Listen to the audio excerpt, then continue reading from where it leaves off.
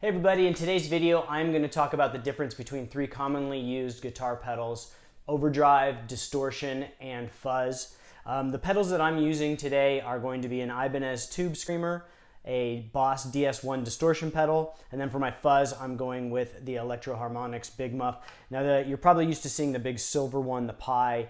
This is the Nano, and the Nano is the same circuit, it's just in a smaller package to fit on your pedal board. And I'm playing through my Fender Twin Reverb 65 reissue amp.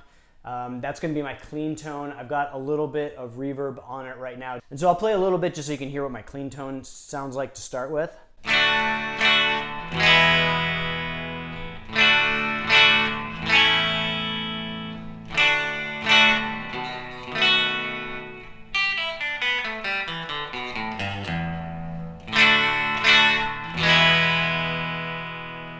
So this is going to be my starting point.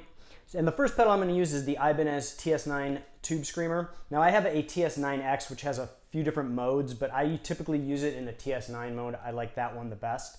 And this is an overdrive pedal. So with an overdrive pedal, this is the most subtle of the three pedals that I'm going to show you today.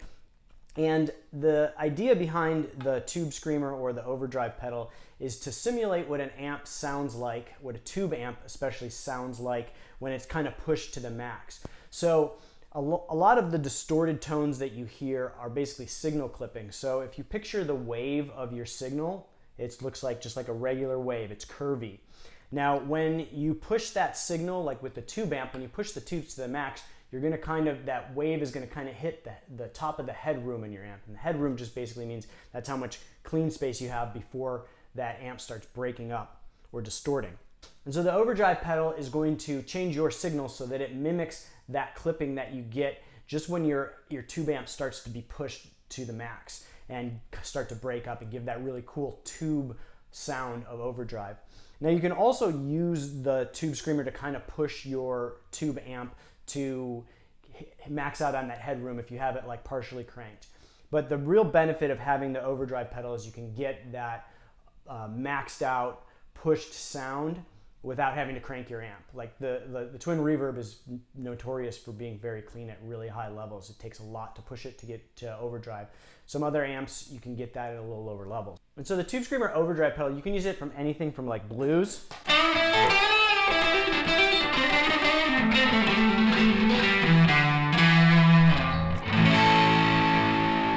It's got that kind of classic blues sound to, it has like kind of that minimal distortion that you hear on like 70s blues rock. It even has that tone from like some early rock records.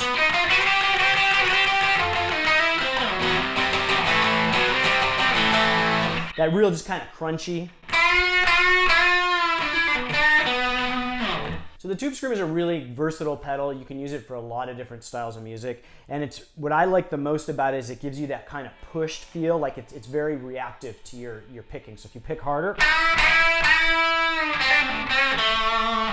it will kind of mimic what a tube amp would do when pushed and hit really hard like that. And so then the next pedal is a distortion pedal. And the one that I'm using right now is the Boss DS1 distortion pedal. And so this is kind of what you hear in a lot of modern rock recordings or even like metal recordings. It's a thicker breakup than the overdrive pedal. So for example,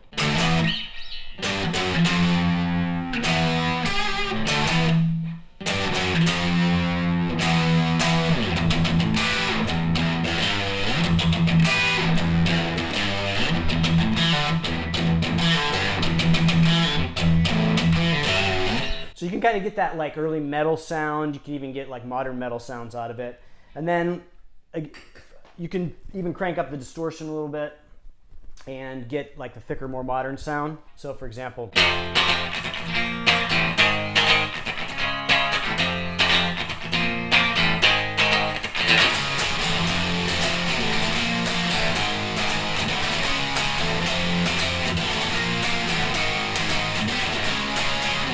so actually, the reason I use that song as an example is Kurt Cobain really liked the DS1 distortion pedal, and he used it on a lot of the recordings in Nevermind. So just to summarize so far, we have a clean tone, then we have the overdrive,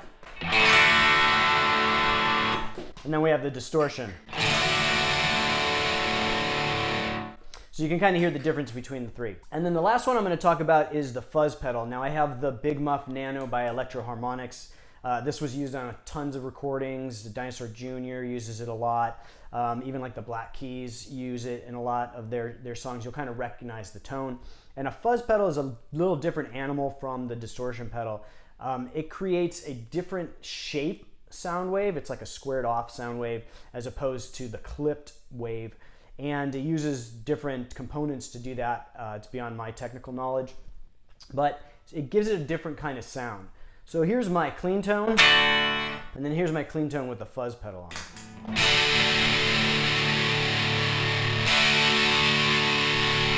And you can hear it gives you a lot of sustain. It kind of removes the mids, and so it gives this a kind of a thicker, like wall of sound type sound. So for example,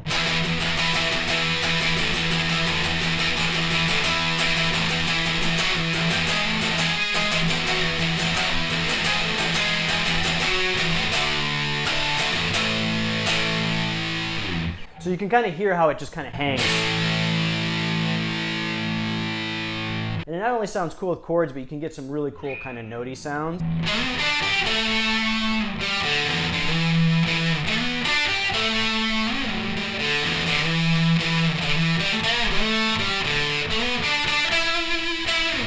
So with the fuzz, you get kind of a different tone palette. You get the kind of the lows and the highs, and that kind of wall of fuzz and the sustain. So reviewing the pedals again, we've got my clean tone. Then we've got the Overdrive pedal, the Tubescreamer, with that kind of subtle, like classic rock vibe, blues vibe. And then we got the Distortion, which is kind of a little bit more modern, more metal, more rock. And it kind of gives you that range of that thick to kind of more subtle. And then we got the fuzz pedal, which kind of gives you that thick wall of distortion and the sustain. And also, you can use these pedals stacked together. So I can use the Overdrive and then put the distortion on top of it. And a lot of times if you're switching from like rhythm to lead and you want to boost,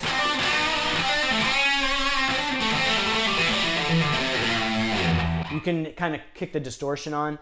You should be careful with not trying to put too thick of a distortion on top of the already Overdrive, depending on what you want to do. Usually just a distortion pedal is enough to give you that boost for leads, but you can just kind of experiment with each individual pedal and combinations of pedals. There's no real rules on what to do with it. So that's it for this video. I hope this kind of helped you understand the nuances between the three different kinds of pedals. Again, there's no substitute for just kind of messing around with the pedal, getting the pedal and playing at home, messing around with the tone, the level, and the distortion, and just kind of seeing how that affects your sound, and experimenting with running it through the effects loop if you have one on your amp, or running them in tandem, or just by themselves. That's really the best way to learn how to use these. And if you appreciate the content in this video, please like and subscribe. It really helps my channel out a lot. And click the little bell for notifications. That way you'll be notified every time I post a new video. I post new stuff like this several times a week, and I'll see you guys next time.